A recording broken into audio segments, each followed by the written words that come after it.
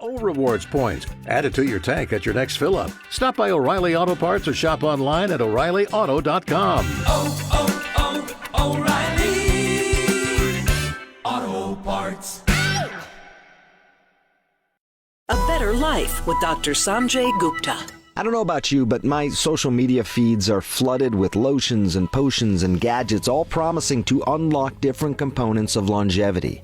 But if you log off, take a step back from all the hype, you'll find that the actual keys to a longer, healthier life are hiding in plain sight.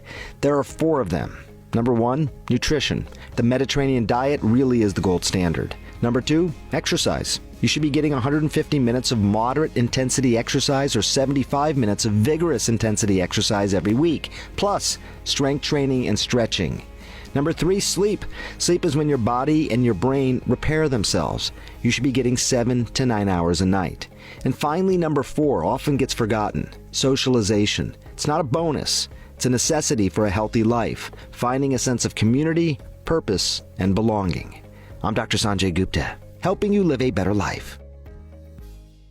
That partner with us every month. Let's build one for you. You're not average, and your marketing results shouldn't be either. Visit cumulusdigital.com today. Is this the year the Packers get over the hump? We'll find out together as football season is officially underway on The Fan. It is football season. The first week of training camp in the books. I guess depending on when you consider to be the end of the week. Is it the end of the weekend? Whatever. 3 practices down. The Packers will be back on the practice field Sunday morning at 10:30. Training camp is the perfect time to make sure you are subscribed to the Better Call Eversol podcast. We are live every weekday from 2 to 6 p.m. here on 107.5 FM, The Fan in Green Bay. But you can listen on demand with the Better Call Eversol podcast, available everywhere you listen. This is Better Call Eversol, live on The Fan. 3 practices in the books, an off day tomorrow. Joining me now, he is an NFL analyst at ESPN. You see him on your TV. You may have heard him on this station before. He's great at what he does. He's in town covering Packers practice today. He is Ben Solak. Ben, thank you so much for the time. How are you? I'm well. Thanks for having me on. Well, appreciate the time. So, Ben, I've noticed that you're really racking up the miles. They've got you on the Ben Solak training camp tour. Where have you been, and kind of what's the plan? What's the Spark Notes travel itinerary for yourself? Yeah, it was, what's today, Friday? Yeah, Kansas City on Wednesday, Vikings on Thursday, Packers today, Bears tomorrow. I'll take a day off on Sunday, and then Monday will be the Colts. Okay. And then the Bengals, right, Colts, Bengals, Browns, Steelers, Bills. So I was kind of looping around the Midwest, checking out some Great Lakes. You know, I hit a Caribou Coffee when I was there in the Minnesota. You know, just kind of hitting all the standard spots. Okay, is there any must visits in Green Bay? Well, this is my first time out here proper for training camp, and I rolled up at about 11:30 midnight last night, and then I'll be rolling out of here in a couple hours. And so there was a coffee shop near my hotel that had a iced cold brew, and that is a must hit, is the iced cold brew in the morning. And so my appreciation for local cuisine will come at another time when the schedule's a little bit less congested. Understandable. All right, Ben Solak, so since you've been in Green Bay, what's been the most interesting thing that you've come away with? I know you had some exclusive conversations. Can you tell us what you can about those conversations? Yeah, I was really interested in why Jonathan Gannon was the guy for Matt LaFleur, right? And I think that in my conversations with John and with Matt, it's clear that, you know, the head coaching background is something that's really valuable for Matt. He had Jeff Hafley here, who was obviously a head coach with Boston College before he became the defensive coordinator for the Packers. And then you bring in Gannon, who was a head coach with the Cardinals. And simply, it gives you a degree of confidence that your defensive coordinator can handle his side of the shop in a way that is, you know, it's not so much like, Matt, pawning off the defense here, you handle this. But Matt's staff and the Green Bay Packers staff is a very democratic staff, and a staff that really likes to share the work and share the load. It's not so much a pyramid, so much as it's just kind of like one level. And so you want to have a defensive coach who has the sort of ideas of organization and how to pull ideas from his lower staff, and how, the defense doesn't just exist unto itself, but contributes to like a team win. Something that Matt talked to me about was, obviously the Packers fans had to endure some tough losses last year to the Browns, to the Panthers, where you're playing these games that are, kind of super short and they happen fast. The offense doesn't really hold the ball very much, and they're much closer than they need to be. Well, that's a team effort. That's the offense needs to change their approach a little bit, but the defense needs to change their approach a little bit to make sure that you don't end up in some of those spots. They lost a couple second half leads to the Bears, similar thing, right? And so there's a professionalism, an organization, a legacy, like a resume to John Gannon that I think was really attractive to Matt. It's the reason why he's here now as the DC. So your thoughts on Gannon, just in terms of like his scheme and maybe what he's got cooked up, did you come away with any like light bulbs that went on? Like, all right, well, now I'm expecting that they're going to do this, or can you share anything as far as that goes? Yeah, Gannon is going to be a coach to my defensive players coach, is what he's always been, where he was, when he was with the Colts, he was living in a more of a 3-4 structure. He went to Philadelphia. They started spending more time in a 4-down structure. He goes to Arizona. They go back to a 3-down structure. You're going to see both over his time here with the Packers in this defense. They were running some, 3-high safety stuff in Arizona that was pretty unique. And they obviously have 3 players here in Xavier McKinney, Emmett Williams, and Javon Bullard who can all play safety. So you're going to see some 3-high safety stuff, maybe not as much as you saw in Arizona, but it's going to be a part of it. The big question mark is, what do their rush packages look like? What does the defensive front structure look like when Michael Parsons returns? That's the sort of thing that they're going to play pretty close to the vest. It's the sort of thing that we're not going to see here in training camp. And it's also something that we can't really go into Gannon's DNA and uncover, right, forensically. He has not had a rusher of this caliber, just in terms of overall talent, right? Just one-on-one beating a guy at the tackle position. But then also a guy in terms of Parsons' ability to line up over the center and over the guard and stand up and move around. Like, that's just not really been a player that Gannon's had on his chessboard before. And accordingly, we're going to see things from Gannon defensively in terms of structure, in terms of calls, that we did not see in Arizona and we did not see in Philadelphia. That's new to his defense, because he very much is a coach to what the players do, sort of a coach. And he's got a player here in Michael Parsons who presents some unique opportunities. Talking to NFL analyst from ESPN, Ben Solak, in town for the day, covering training camp practice number 3.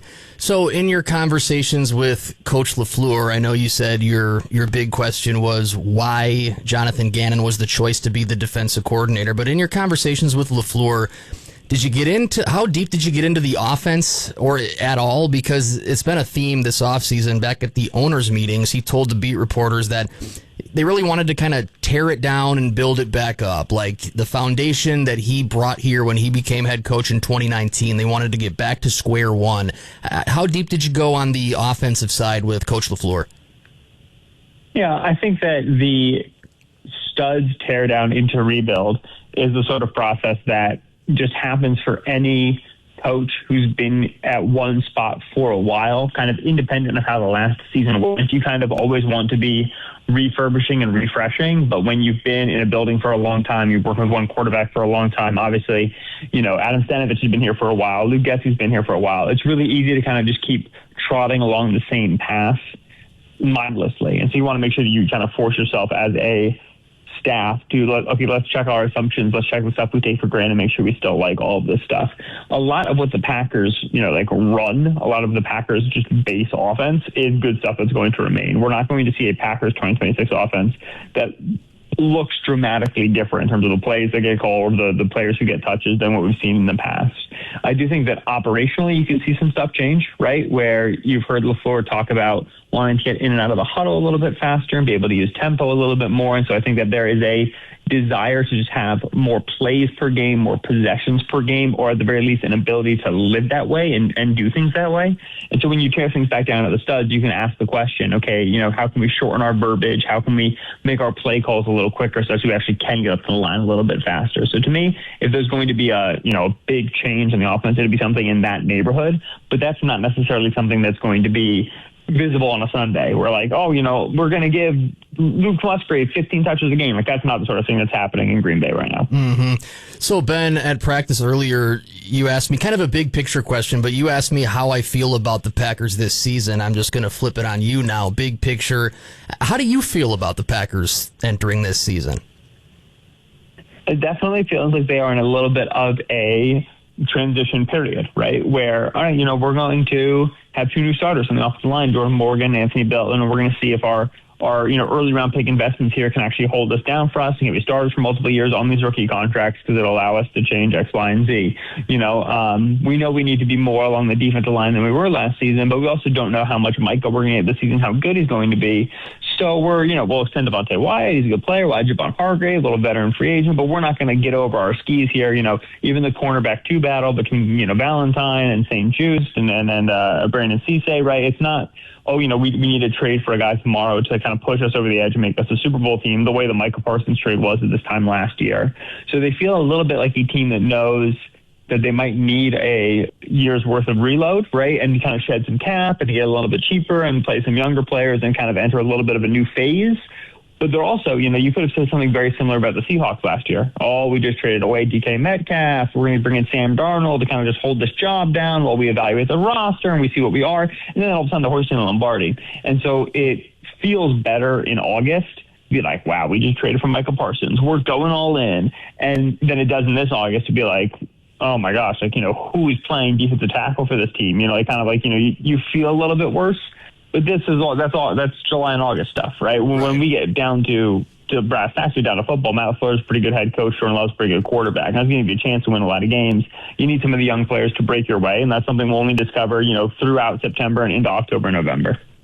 I got to say, when you asked me how I'm feeling about the Packers this season, I had to fight the urge to go straight to Sky Moore. Like, that's where I wanted to go, which probably sounds so weird to you. But I'm excessively excited that the Packers seem to care about the return game again. Special teams have been so bad for so long around here. They probably still will be, but at least they invested in a real return specialist. Next time I see you talking Packers on ESPN, I want to hear you hyping up Sky Moore, okay? You are not going to get that from me, not a shot. The Sky Moore film is not something that I'm willing to put my name behind. Okay, all right, fair enough. I know you are really high on Anthony Belton, though. You had your breakout candidate for every team, and we actually thank you for that, by the way, because I got a lot of Anthony Belton content out of that. It feels like Belton... it feels like Belton is a guy, like if he reaches his ceiling at guard, he's got that nastiness in him. He has something that the Packers O-line doesn't really have there. So I'll just give you the floor and kind of give us your feeling on Anthony Belton. Yep, the tackle to guard, kick inside move is typically like, let's save a guy's career after he's been so bad at tackle. Whereas for the Packers, it really more feels like this is kind of just the way that the cookie is crumbled for us. We're going to see if we can make him into a starting guard here. And that's an expression of faith from the Packers and their kind of ability to develop offensive linemen. They've done fairly well here now over the Matt LaFleur tenure, right? If you think about how Zach Tom came along, how Sean Ryan came along, even how Elton Jenkins came along. They've done a really nice job here with offensive linemen. Now, I like just a supersized guard because you're going to be able to run behind him and you're going to be able to get value out of him. And even if he's figuring out some pass protection stuff on the fly and getting better week over week, you can still say, all right, he's a needle mover for us in the running game. And so I feel good about the Belton kind of feeling the impact there. But you could have said a very similar thing about Aaron Banks last year, where it's like, all right, they go get this supersized, huge guard. He'll surely be a needle mover in the running game. And then obviously that wasn't so much the case, and there were pass protection issues. And so in general, I like it. I understand the philosophy. I think that it is notable that they have both Banks and Belton at the guard positions. I think they want to be able to be a little bit more downhill, a little bit more vertical movement, vertical displacement in the running game. But Belton right now is his second year, but it's his first camp, his first time actually, spending time here at guard and learning how to play the position. Obviously, he kind of got dropped into the hot pot there at the end of last season, but this is the first year he's kind of actually, intending to play the role. And so you're going to have to give him a leash. You're going to have to give him a little bit of time. I think that the November play is going to be a lot better than the September play, and that's what the Packers are banking on. Two more for you, Ben. Jordan Love, I know you referred to him as a good quarterback a little bit ago. For whatever reason, I guess, that position's under such a powerful microscope that Jordan Love is kind of a hot button issue, like a polarizing figure. Like people, you're way too high, you're being a homer, you're too high on Love, or people go the opposite way. I think, following Aaron Rodgers and Brett Favre has something to do with the